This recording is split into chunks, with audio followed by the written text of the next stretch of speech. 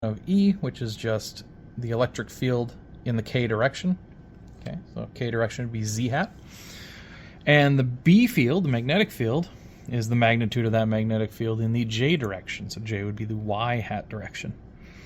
It tells you then that B is equal to 15 millitesla, 15 times 10 to the negative 3.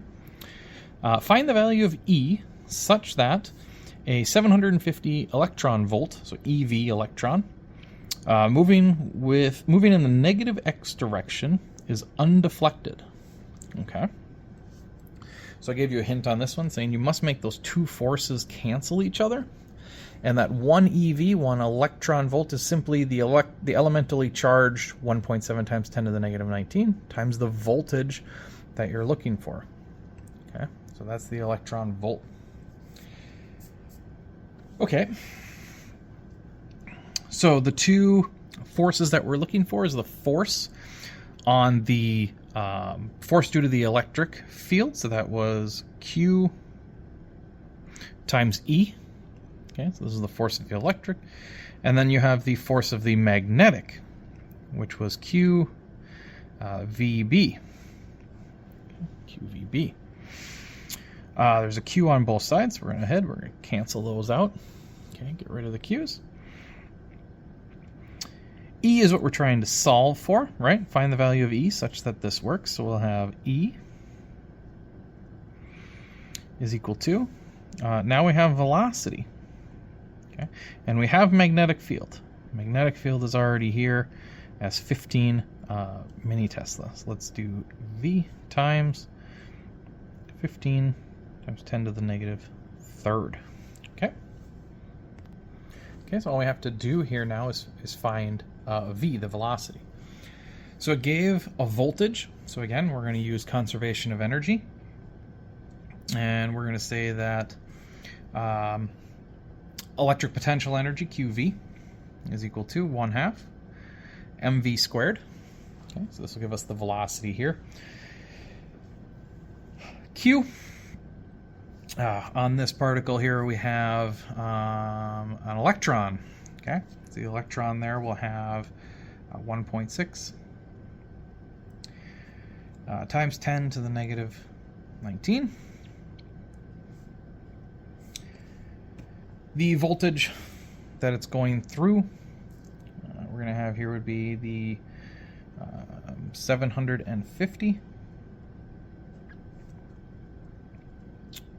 1/2 mass of the electron, 9.1 times 10 to the negative 31st.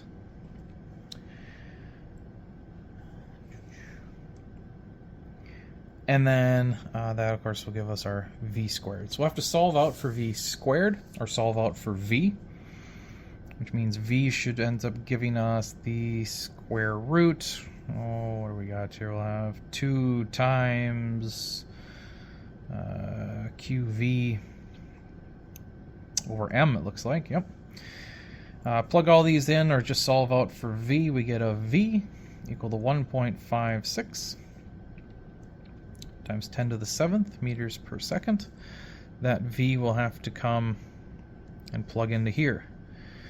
So in the end, we'll have E should be equal to 1.56 times 10 to the 7th for the velocity, multiplied by our 15 times 10 to the negative third.